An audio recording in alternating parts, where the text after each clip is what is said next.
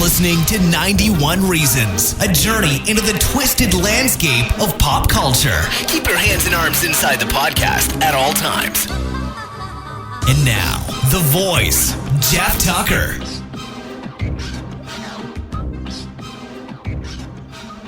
I sometimes do practice episodes when I'm laying there trying to go to sleep.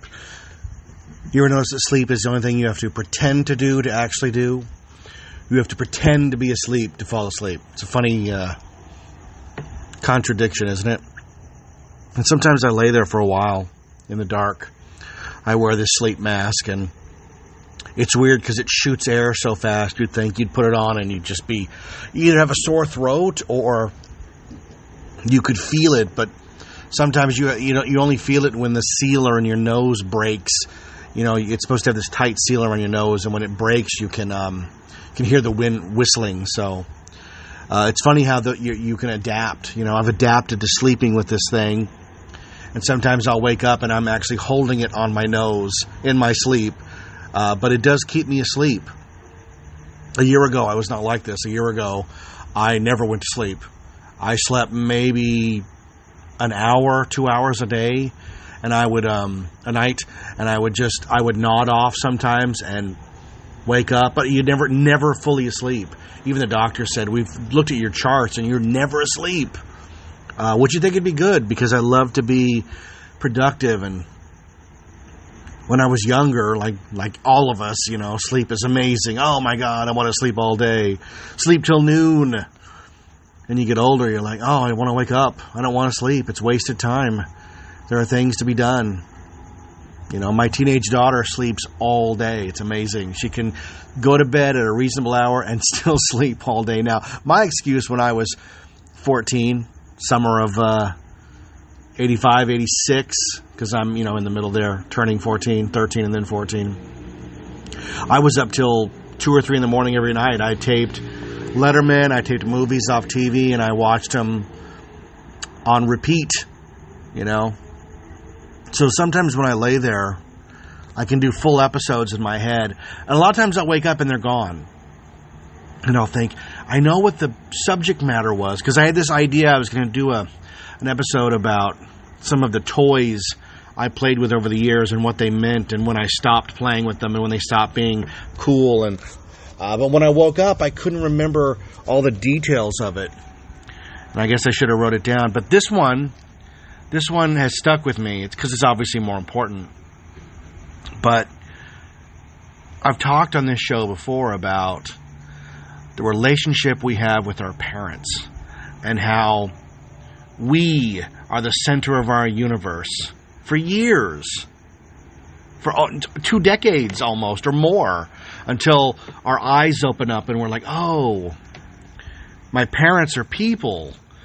They matter. They had whole lives before I got here. In my case, it's my mother, because I never really knew my father. But, boy, that's another series of episodes. If you've listened at all to this show, I've done 2 or 3 on the Enigma that is my father, George Friedman. My mother's a different story, because I was there for all of her story. And the things I'm going to talk about are from my point of view, even if the facts are wrong, because my brother and sister both listen to this show on occasion, and they love to let me know, not gotcha moments, hey, you were wrong, but no, just they like to fill in the blanks, so that this paint by number of life that I'm putting together has all the colors and all the right spots. But when we're on our own, and this show is, there are moments where I have guests and talk to people or the family, but it's always been just me and a microphone. So you're going to get my perception of my mother versus the reality of who she was. Does that make sense? It makes sense to me. There is... You ever seen Big Fish? There is the perception of what Albert Finney is and the reality of who Albert Finney was. And in the end, we realized that his lies were mostly true, but from a different point of view, much the way Obi-Wan talked to Luke in Star Wars 1977. What I told you was true, Luke, from a certain point of view. And we cling to that point of view, don't we? Don't we cling to it because we're like, this is how I view the world, how I've processed it in my brain, and how I've normalized it or ratified it or made it my own, personified it. It's totally different. You ever seen Hitchhiker's Guide to the Galaxy? It's not a very good movie, but it has its amazing moments, and I've actually appreciated it more the couple times I've seen it. In the theater, I couldn't stand it. I didn't get the absurdity of it, but at home, when you're relaxing, it's much better. The performances are much better. But they have a weapon in there called the point of view gun, which is the most powerful weapon in the universe, because you shoot it at somebody and suddenly they see things from your point of view, and that ends all argument. Because you see finally, the other side. But I don't have that. I just have me. I just have me and my warped funhouse mirror that was my life, or is my life, since it's technically not over yet. So, I didn't fully know my mother much until she was gone. She died young. She died the day after Christmas, 1996.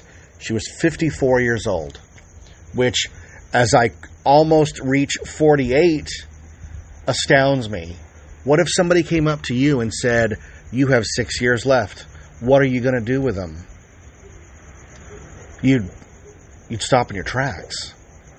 Now, my mother, she lived life on the edge, man. She lived it to the fullest that she was able to, given her circumstances. But that last year of her life, last 2 years, she finally became herself. And up until that point, she was somebody else for somebody else. And it's weird what prompted this episode, because I don't sit around brewing over my mother. I'm not that kind of guy. I find the past fascinating. I find my journey, that looking back and seeing the choices and pathways that I took, and what if I did this differently, and what if I had done that differently? Would I have arrived at the same destination? And a lot of that has to do with being a father. Originally I didn't want kids. Growing up, I always said, I'm not having kids. Kids just wreck your house. Look at what I've done to this place. My mother would just nod, Jeffrey, And I'd go, I ain't never having kids. And then I met Rachel, and she wanted kids. And she changed my mind. And thank goodness she did. Because being a father is something unexpected. Being a parent is unexpected, I should say. Because of the moms, too. You don't know until you do it. You don't know how good the roller coaster is until you get on it. Thank you for that parenthood reference, which was written by Lau Gans and Babalu Mandel. Callback 2 episodes. So anyways, for my sister got a gift. And the gift was her kids had hired an artist to draw my mother and her father, Jerry, when they were young, with Jennifer's my sister, her current just born grandson. It's a beautiful image. And you look at it, and anybody else look at it and go, it's cute. But I look at it and I go, it's the juxtaposition of the two young people that I only know in photos, and a child which I haven't met yet because of COVID, unfortunately. You make plans to go visit a new baby, and then you don't plan on the entire world shutting down, and everybody's saying, if you go over there, you're going to die. Somebody's going to die because okay, we've heard all that. I'm not here to talk about that in any freaking way.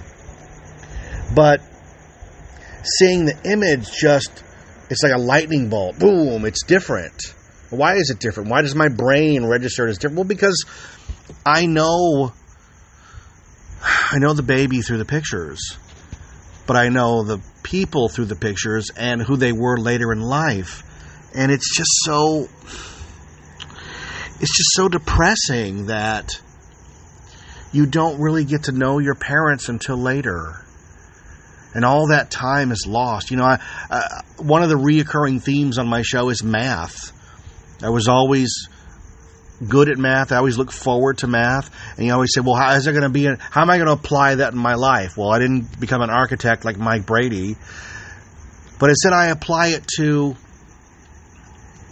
my mother and my life, and they run concurrently. And how old was I in this year versus how old was she in that year? And what's the difference, right?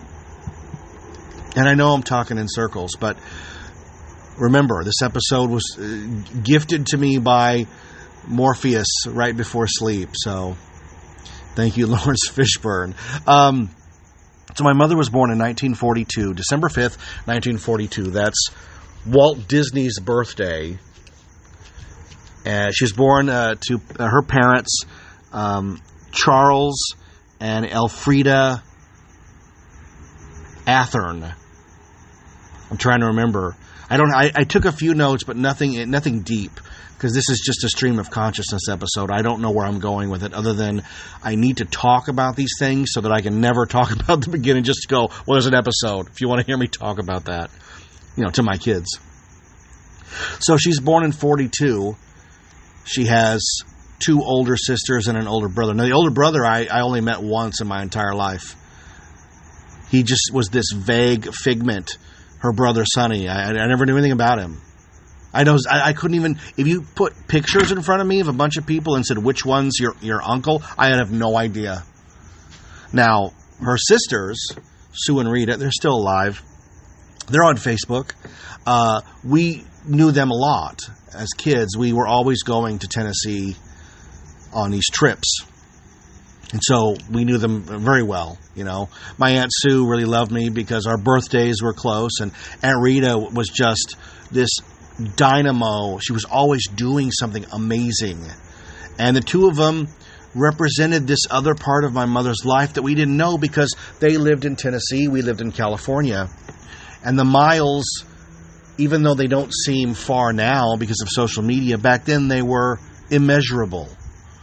This is back when you called people late at night because the long distance rates were cheaper. Nights and weekends were cheaper. You didn't dare call anybody in the middle of the day. I tried to explain long distance rates to my kids. They had no idea what I was talking about. So, my mother grows up in Chattanooga. She graduates high school in 1960, class of 60. And I've seen pictures from that time period. And the other thing that prompted this episode, and it comes in right here, is I have pictures of my mother as a teenager. And the other day, Josie did something new with her hair. Our friend Laura helped her out with her hair and relaxed it and helped her, because it's very curly, which is weird because Rachel's hair is not curly. My hair is certainly not curly. And I just looked at her for a long moment, and she said, what's wrong, Dad? I said, there's nothing wrong, honey. But man, you look like my mother. Like, it was so striking to see a ghost like that in the middle of the day. Like, oh my God. And now it's hard to unsee. She is living embodiment of my mother, Jackie. Jacqueline Ray Pearson. Oh, I said Athern, didn't I? No, that was the name before. Her growing up, she was Jackie Pearson. See, I should have rolled this down. My mother had so many names. She was Jackie Pearson, Jackie Tucker, Jackie Smith, Jackie Rogers, Jackie Berg. Only some of those were actually legal. She had so many names. One time, my grandmother, we called her Nanny. Nanny got mad at her and called her Jackie Ray Pearson Tucker Smith Berg. Like, oh, she means business. It's like when your mother uses your middle name. Her mother used all her names. So it was bad. I don't know what it was, but it was bad. So my mother graduates high school in 1960, and here's the thing. She's gone. And she went when I was young. I was 25. 25 and still an idiot. Not that I'm any better now, but I've grown a little better with age. But I've never had that conversation with her that said, hey, why don't you tell me how it was? Because that's reserved for old people. Old people, old men, old ladies, they sit in a chair and they tell you what it was like during the Depression and how they saved jars of beans. And, you know what I mean? It's not for someone who's 54. 54 is not old. 60 is not old.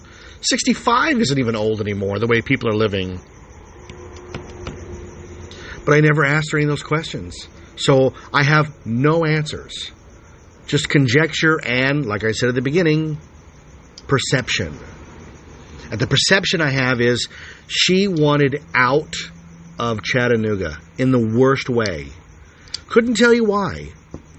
I can guess, and the guess would be she had tried a relationship with the man who would one day become my father, George, and he rebuffed her and said, I'm not going to marry you.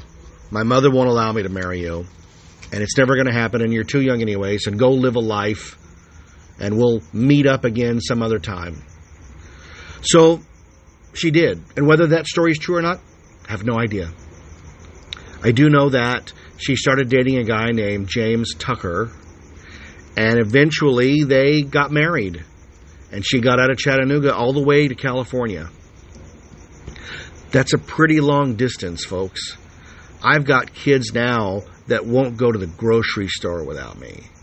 So the idea that, now this, and she did all this, like, my oldest is 23. My mother got the heck out of Dodge / Chattanooga before Luna's age. I can't imagine Luna telling me an afternoon, I'm leaving forever 3,000 miles away. Are people different now? Are we softer now? Maybe. Do we not leave the nest? I don't know. The verdict is still out on that because all of my kids still live at home. Kids in quotes. Not complaining, because eventually the house will be empty. You know, what does Kirk say? The Enterprise feels like a home with all the children gone. But she got out. And in 1964, she had my brother. My brother Jimmy, James Tucker Jr., is born in California. I assume. Jimmy's going to correct me if I'm wrong. But for the sake of our story, California. So at 22, she is 3,000 miles from home. She is a new mother, a wife. Like, people just don't do that anymore. But I guess people were just made differently back then. You were told, grow the hell up, get out of the house, and get a job. Now, my mother was tiny. You know, I'm short. She's like a Keebler elf. Always baking and tiny. And it just... see, but, you know, I've talked to her before on the show. She held such power over us kids as the mom that, you know, eventually she would, you know, because we got hit back then. You don't hit kids now, but back then my mother would just, you know, smack. And eventually I just said, it doesn't hurt anymore, Ma. You're too little anymore, Ma. Then she moved on to guilt trips, but that's a whole other thing. But at 22, on your own with a baby, and you know what she does? Like, and this happened because I saw a picture. We have a picture of her, one of those big pictures you roll out, and it's like 100 people posing for a picture. I have one of me at camp. But she had one of those of her first job. She was a mail carrier. Like a legitimate mail carrier. And this is before they had the little trucks. My mother would get dropped off with like a cart and a bag, and she would deliver mail through Norwalk. You know, growing up, my mother was an accountant. She was good with numbers. She could do your taxes in 10 minutes and get you the best return possible. She was a notary public where she signed documents and had a little embosser. But years before that, she's delivering the mail. You know, when I tell my kids my first real job was, I mean, I worked at the Grand Dinner Theater and stuff, but my first, like, every day going to work was a video store. And they go, well, of course it was, Dad. What other job would you have? Of course I worked at the video store. It's what made me the dork that I am today. But my mother slinging 40 pounds of mail and trekking through the neighborhood in 1964, 65, I can't even imagine it. I can't imagine what it was like and how she did that. And she told us a few stories. There was a house with a big dog that would always try to attack her, and she tried to make friends with it, but it never worked out. We heard about that dog for a while, but she never went into detail, like, how did she get that job? What led her to that job? Why would she take that job? Why would she become a mail carrier? And yet, if I didn't have the picture, I probably wouldn't believe it, but there she is, proudly, with all the other, and mostly men, like 99% men carrying mail. That's a strength that you don't credit. You know your mother's strong because she does all this stuff for you, right? You got to school and forget your lunch, your mom's going to bring it to you. You got to school during the rain and your feet are soaked, there's a new pair of shoes coming because your mom will figure it out because she's that good. But is she good enough to carry all the letters in a neighborhood and know where they go and worry about the day the catalogs come out? And how long did she do it? I really have no idea. She did it for a few years. That's all I know. But again, we don't know these stories because we don't care to know them until it's almost too late. In my case, it's too late. Your mileage may vary. If your parents are living, go ask them these stories. Hey, what was it like before I got here? What did you do? What movies did you like? What TV shows did you watch? I know my mother loved Elvis. She was very into Elvis. Gone with the Wind. She loved Gone with the Wind. When we got her Gone with the Wind on Betamax, she watched it every day for like a week, until she finished it. Not single viewings every day because it's too long. But that woman delivered the mail. That's crazy to me. So, they lived... Where did they live? I have no idea. I know that eventually they moved to this apartment on Flowland in Norwalk, but it's all fuzzy. I don't know where she lived in Norwalk with my brother's father, James Sr. He's going to tell me, and I'll update you on a different show. But the marriage with my brother's father went south. And we never got... Again, I don't know the story. It's before I was born. It's hard enough knowing the stuff when I was kicking. But pre-me, I have no idea. No clue. So, the story we got was that it involved... He wanted a divorce. She didn't want to give it to him. And this is back when you could contest it. And you could put it in the courts for a long time unless you signed it. Remember those old... you've watched a bunch of old movies. It's always like, oh, I got my divorce papers today, but I ain't signing them. Because until I sign it, she's not blah, blah, blah, whatever it is, right? So my mother pulled that crap on James and said, I'm not signing them. So the legend goes he pulled a gun on her and said, you're going to sign them tonight. And she signed them. Whether that's true or not, I have no idea. But it's part of the family story. Because pre-internet, pre-social media, all you have are the stories that get told when the family gets together for Christmas. Or, family reunion. Or whatever it is. Everybody tells those few stories. That was how we did it back in the day. And as a kid, you try to keep your ears open. Maybe you might learn something. Because, the adults talked about all kinds of stuff when I was a kid. I didn't get it. My mother had this friend named Lois. I know Lois because she only kept Fresca in the refrigerator. Fresca is or was apple soda. It's disgusting. But as a kid, it's like, look, this is all they got, and it's soda-like, so I will drink it. But she would get together with this Lois, and they would talk about, gossip. And I remember them saying, "Oh, so and so, he's a drinking problem. Yeah, he drinks all the time." And I always say, like, well, don't we all drink all the time? It's never been a problem for me. I had a Fresca earlier. I didn't know what it meant. They also called it, people SOBs. Oh, that SOB? That SOB has a drinking problem. And I go, that sob has a drinking problem? I don't understand. They're speaking an alien language. It's an adult code that I don't understand. So she divorces or gets divorced from James. She's single for a short time, and that's where I come in the picture. Because she goes to Chattanooga to get her head straight, sees George. Now, George was born in 1922. 1922. So, in 1970, when they decide to not hook up, but reconnect, she's 28 and he's 48, which is, that's the age I am now. Like, there's no scenario where I have a baby now. I'm too old to have a baby. I would never even dream of having a baby and starting that all over again. I have finished all that, so to speak. I'm at a different plateau in parenting. I would never go back. But George had never had children.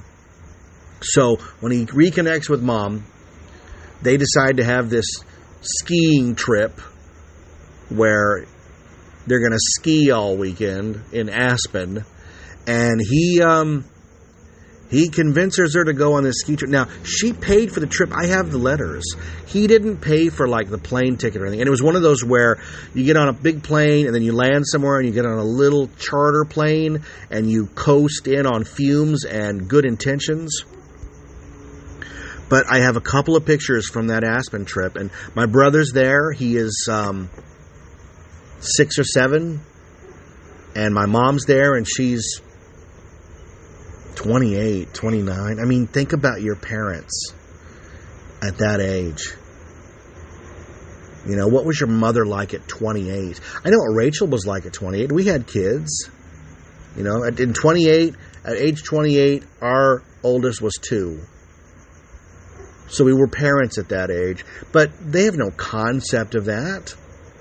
I had no concept of anything other than my mother being the current age. She was born old, and she was created to take care of me. Isn't that what we all think as kids? Don't we fling ourselves onto the floor in anger when we don't get the things that we want as kids? And don't we wish we could do it as adults? So, she tells George she's pregnant. George can't believe it. It's never even entered into his brain that this is going to happen. And you're like, hey, George, this is what happens when you know what I'm saying, George? Did you not know how the birds and the bees work? As far as George is concerned, I have no idea what was going on. I know his letters from what was going on, but did he have girlfriends? Did he have another love? Anybody but Jackie? I have no idea. No freaking clue. But she tells him you're going to be a dad. He's not going to have any obligations, which I find odd. But, this is 1971. It's a different time. If I had to guess,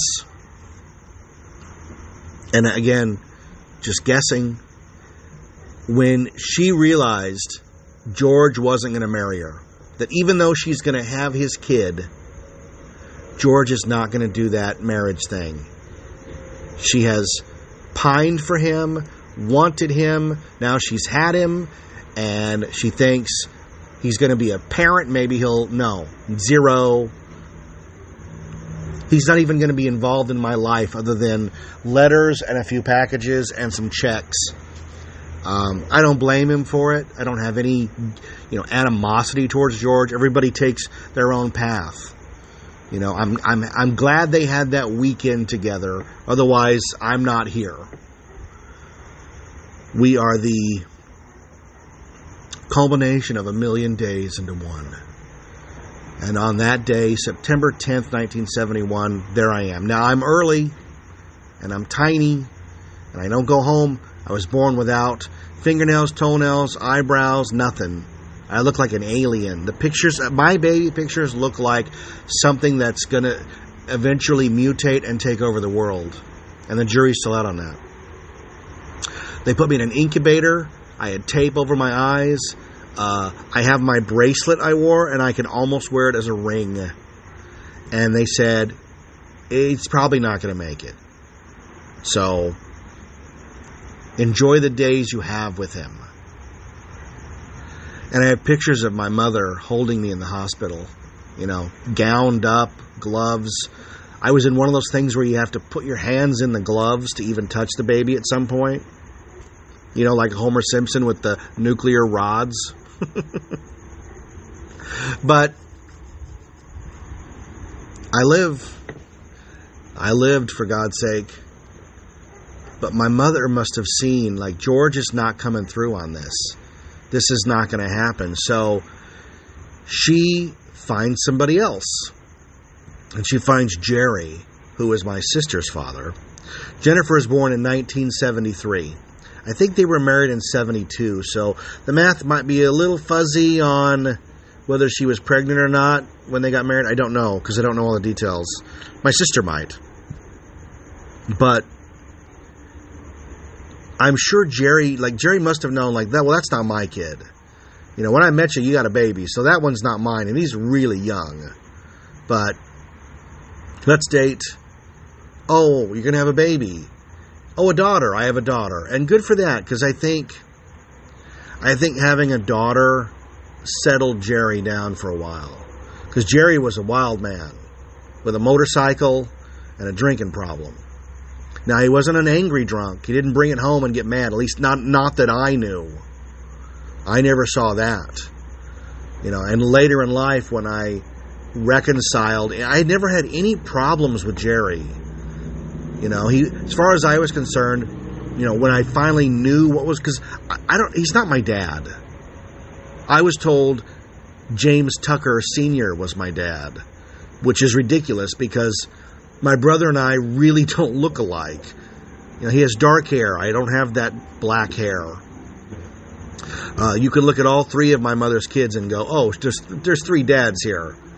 Which one of you is the kid of the milkman? But Jerry was always fair with me. I never felt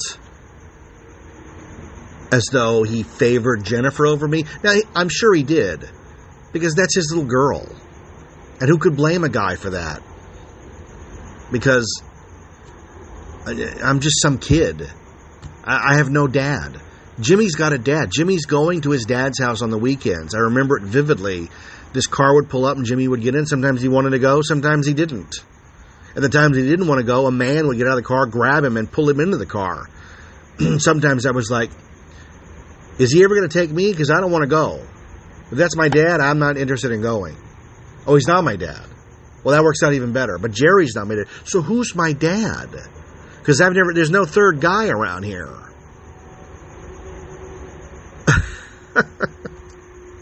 But during the time that my mother is married to Jerry, this would have been, and I'm going to rough it, 73 or 72 to 79 or 80. So 8 or 9 years, give or take, somewhere in there. 7, 8 years. It's the most normal life my mother had. She had transitioned to working at Trojan Finance in Norwalk Square.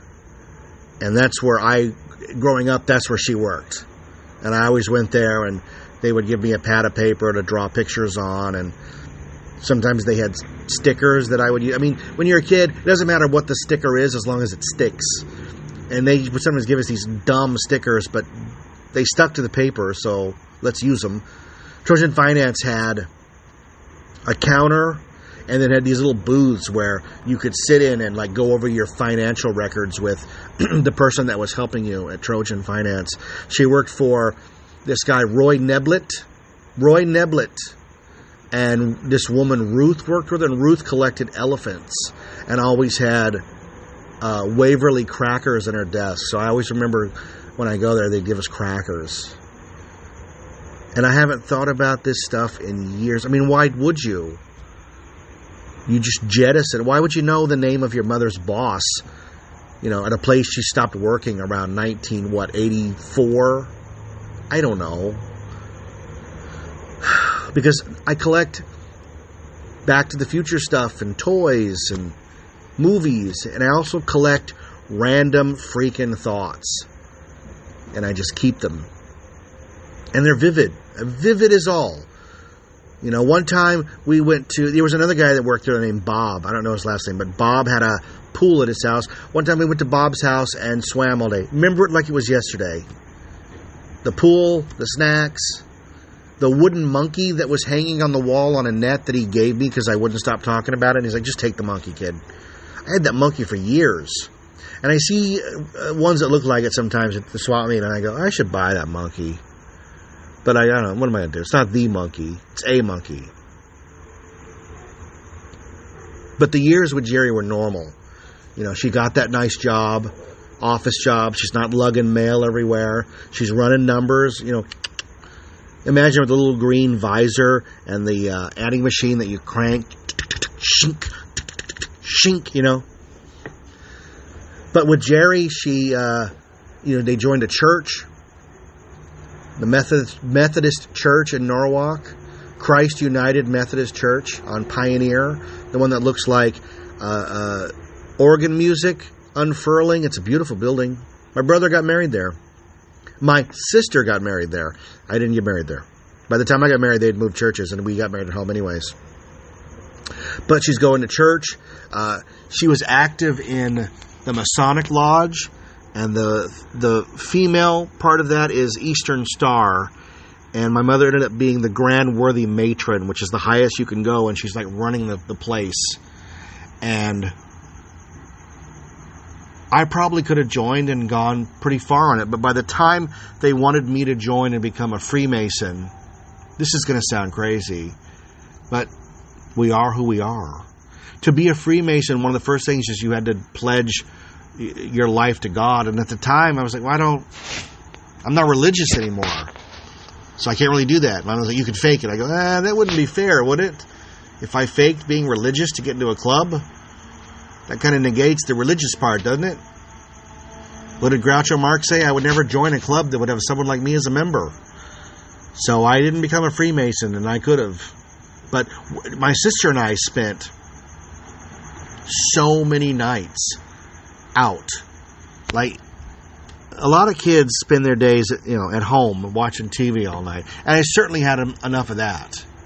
But we went 2 nights a week to church because my mother was in the choir and she was treasurer. And then this Eastern Star thing, we spent so many nights at that Masonic Lodge, I can tell you the layout by heart. We had the run of the place. My sister and I would run through the kitchen, through the dining hall, through the offices, the women's lounge, all through that place. They had one of those, everybody knows the Coke machines with little bottles. But the Masonic Lodge had one that had Pepsi. And I think the Pepsis were 20 cents. And we'd always pester people. And they just, here's 20 cents, kid, go away. We would drink those Pepsis all night. The little Pepsi with the seam that goes around the side of the bottle. I haven't seen one of those in years. You drink it and you stick it back in the machine. Something cool about grabbing that cap and then pulling the bottle out and then taking the cap off. Isn't it funny what sticks so vividly in your memory? It really does. In the nights at that Masonic Hall, I've driven by it a few times in Norway. I don't know if it's still there. It's been years. But I've always wanted to just go up and knock on the door and go, hey, I used to grow up here. Any chance I can get a tour? Maybe this episode will motivate me to do that. So eventually it doesn't work out. I don't know if it was a combination of my mother being disillusioned, or I know Jerry started drinking and she just couldn't deal with it, and they ended up getting divorced. And that sucked for us kids because Jerry was a nice guy. He was a good man. He had his demons, but don't we all? But through Jerry, we had full health insurance. She used to take us to see Dr. Poe at this children's clinic. We get all our shots there. And, if we had the sniffles, we went to the doctor. My mother took us to the doctor all the time because, we have this insurance, we're going to damn well use it. Same with dentistry. Jennifer and I went to the dentist all the time. My mother cared about us. I think she was proud to have married a guy as solid as Jerry, who had a good job and insurance. Totally, I don't know what James Sr. did for a living. I have no idea. Again, put 5 pictures in front of me and tell me to pick him out. I'd pick the one that kind of looked like my brother, and maybe I'd get lucky. But the divorce sent her back to Chattanooga. And I remember going with her and visiting my father's convenience store. He owned the St. Elmo Superette. And if you're a long-time listener of the show, you know I've talked about it till I'm out of breath. But it's the only real memory I have of him being really nice and telling me I could have anything I wanted in the store, and me picking the big bottle of soda because it might last a little longer. But God, what I wouldn't give to be a fly on the wall, to hear them talk, to see my mother and father interacting with each other. Because there's no memory. Zero. Images, feelings. What does Leia say? Feelings, really, in Return of the Jedi. And that trip was important, but not in a good way. Important because of its significance, but not in a good significance. That's where she hooked up with Roger Dole Rogers, her high school sweetheart, who turned out to be the drunk of all drunks. And the irony of not being able to deal with Jerry's drinking, and then her picking up this idiot drunk and all his drunken friends, is not lost on me. But again, we don't know what battles our parents are fighting. We know that when we open our lunchbox, there's a sandwich in it. And that when we need money for the school carnival, we have it. Or if they're having, like at Lambton, where I went to elementary school, sometimes they would have popsicles after school for a quarter. I always had a quarter. I never wanted for anything as a kid because my mother worked her butt off. And she never rested. Where did she get all that energy? Where did she get the energy to fight the fight? We're talking about the turmoil of a second divorce from a guy she loved. I mean, she loved Jerry, but she just couldn't make it work. And that's got to hurt even more. Oh my God. And then to bring home Roger Dole Rogers and his drunk friends. There's like 10 of them now living in the house, and they're all drinking and smoking and like literally chewing tobacco like hillbillies. Jerry must have come over and said, "I'm the one with the drinking problem? Are you crazy, lady? The guy you're with now gets the shakes in the morning because he hasn't drank the whole time he was asleep.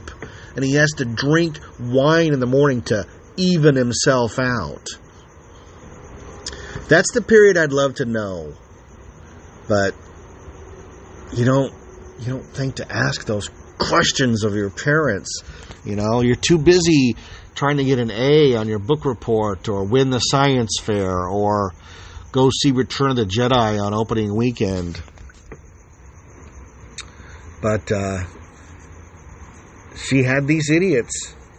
And I guess she was happy. And, if you have to psychoanalyze it, you'd simply say she was codependent. And she was never going to be happy alone. She always needed to be needed. And that's what gave her purpose. And, 2 young children were not enough. Well, I can tell you from my perspective it would have been. Kids are a lot of work. So, somewhere in the early 80s, 81, 82... my mother has 2 big whammies. A hysterectomy that put her in the hospital for like 2 or 3 weeks. And us kids were just lost without her. Me and Jennifer were just lost. Your mom's coming home soon, really? She's been gone a long time. And then what turned her life around. That's bad. That's not right. It didn't turn her life around. It turned her life upside down. But she didn't know it. Imagine having an event so catastrophic that you don't know it, how bad it is for you. Only in hindsight do you go, oh my God. That was much worse than I knew. She was at church, and she was on the stage in the social hall. She took a wrong step backwards, and she fell. Straight back, like the Nesty freaking plunge to the floor. And they took her to the hospital in an ambulance. Even though she got out of the hospital, she damaged her neck in a way she had no concept. Eventually, it would catch up with her. She would apply for disability because she couldn't feel her hands. She battled the California courts for years and never got disability. Never got it, even though she was an accountant who couldn't run an adding machine. And let me tell you, when I say she can run an adding machine, she didn't look at the numbers. She's like me when I type. She could just boom, boom, boom, boom, boom, and all the numbers were correct. She'd hit the total, and they went, and all the little tape would come out. But she couldn't do it anymore, and it devastated her. But she didn't know that eventually that would be the thing that would end her life. 14, 15 years later, that would be the thing that they'd go, remember that fall? You never recovered. And we're going to do surgery, and then the surgery's going to go south, and then she's gone. We don't know that until it's too late. Medicine is different now. She probably would have lived. I don't know that for certain, but I know things have changed, and what used to be deadly is now procedure. Isn't that the way medicine always works? We're talking 24 years ago. God only knows what advancements they've made. She finally packed up the drunks in 84. So for about 4 years, we had absolute chaos in our lives. Just absolute chaos. The drunks is the darkest period of my life. Berg, I can talk about all day, and I can turn him into a character.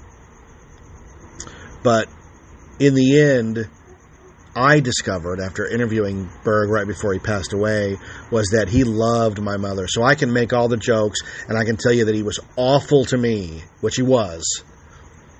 I can also say he loved my mother, and that's something she didn't have. George loved her, but from afar. Jerry had his demons. I don't know nothing of James, and Roger was a complete idiot. Roger's one of the few people that when he died, I was happy.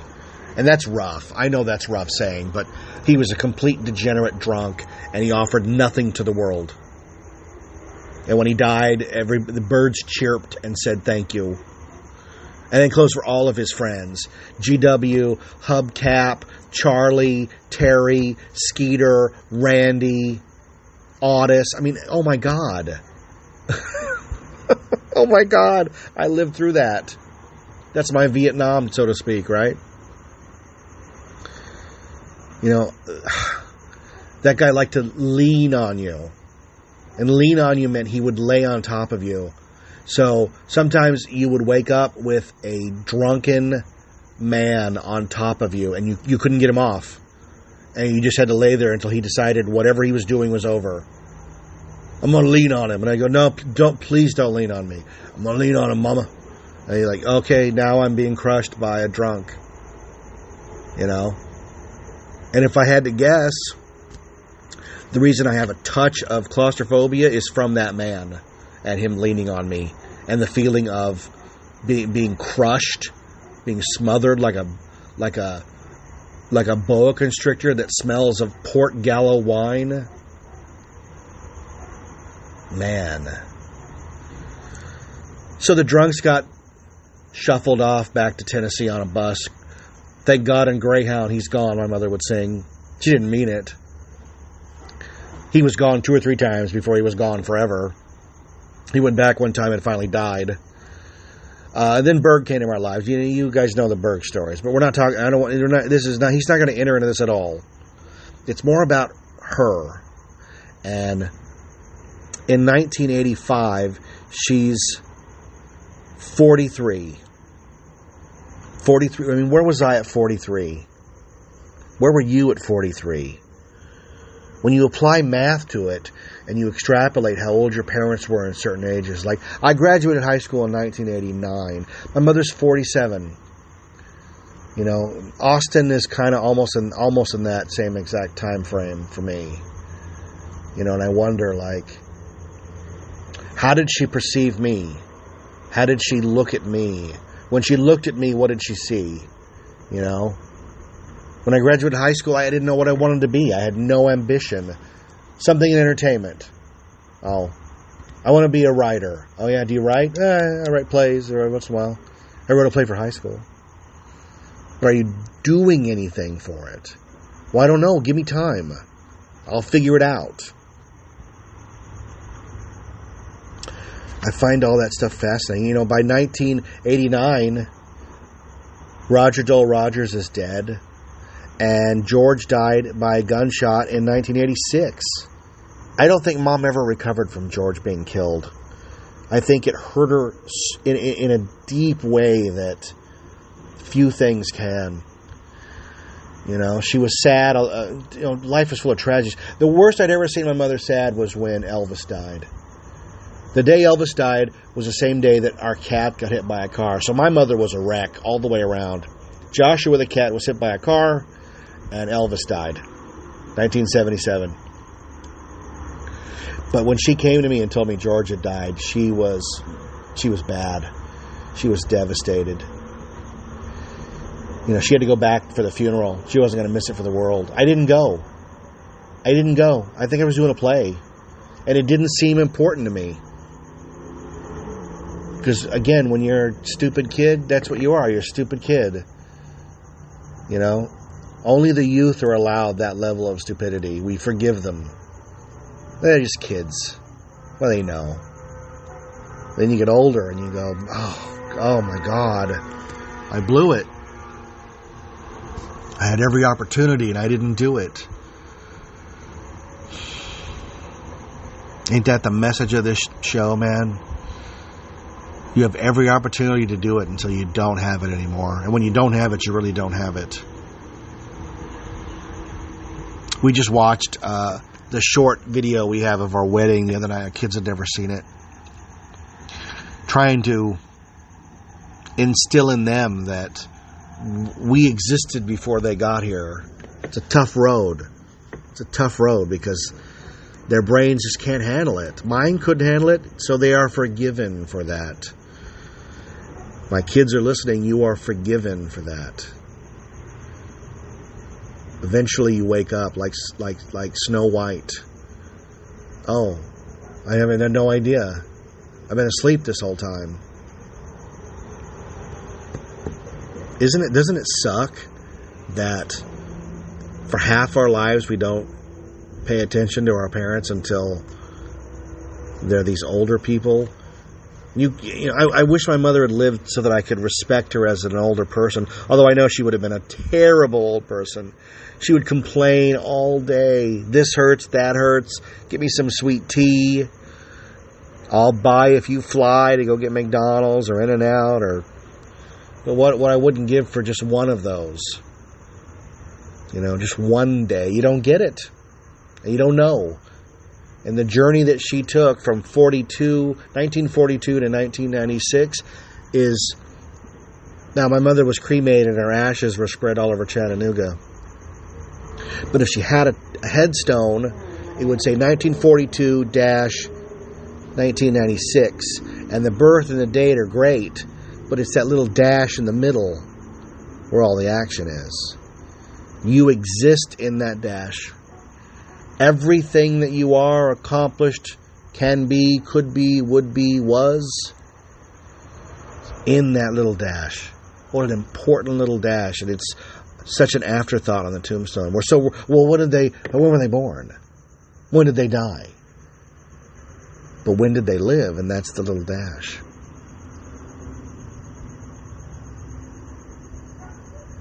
I also miss that your parents know you in a way nobody else does. Like, I've been talking to my kids lately. I mean, now with this shutdown and COVID, you spend a lot of time with your family. And I've learned not to take it for granted. It's all going to go away. This will end at some point. My kids will grow up. But I keep explaining to them, we have a lot of home videos, and it's like, well, this is who you were when you were growing up. You have no concept. You see a little image of yourself as a younger person, and your brain struggles to find meaning to it. I have no memory of taking that picture, of being in that video, of doing that school play that young. Well, I do. Maybe you don't. I'm ridiculous. And the first play I ever did was the Three Bears. I was Little Bear, the baby bear. In elementary school, I did that, and then I did Ah Wing Fu and the Golden Dragon in 7th grade. I remember every line of dialogue. It was so stupid. But your parents know you in a way nobody else does. You know, they knew you when you were lying there trying to figure out where your hands were, and how to put food in your own mouth, and then walking and going to school for the first time, and all those moments which, you know, Josie's 14 and she doesn't remember anything growing up. I have to explain all this to her, trying to keep her from the pitfall that I'm in of not knowing anything about your parents other than what you suppose happened, what you think might have been. And what was she doing carrying all that mail? And all the strength that our parents had that we don't give them credit for until they don't have it anymore. Isn't that interesting? Isn't that a kick in the ass? Yeah, my mother's funeral was pretty rough, man. She was too young to go, and I was too young for her to go. And you get over it. I would never have been able to do this episode. It took 24 years to sit down and have this kind of conversation about my mother. But you just have to keep those people alive. And if they're still here, you have to talk to them. Ask them what's going on. You know, what were you like at my age? Oh, it's an interesting story. Let me tell you. Oh, you know what? Let me record it. I have snippets of my mother talking here and there. Rachel has just a few minutes of her father and mother together talking, because he died young too. To get her on the show and talk about her father, because she could do an episode just like this. I hope I didn't bore you. I didn't mean to, but this is just one of those episodes that was swimming around late at night, and I decided to reel it in. Thank you to everybody who has supported the show on Patreon. I turned it off for a few months. I forgot to do it this month. If it's tough for you and that money, you didn't want it to go to the show, you let me know. You send me a message. I will send it right back to you. I am not here to take anybody's money. I appreciate your support in ways you cannot fathom. But if it's tough on you, then please let me know. Thank you to everybody who has supported the show in any way. I've had people bring me things and say, hey, thanks, that show really helped me, or, you know, I've made so many connections through the show. Never thought that would be a thing, you know. Just wanted to sit and talk movies and didn't have any idea we'd be talking about much deeper issues.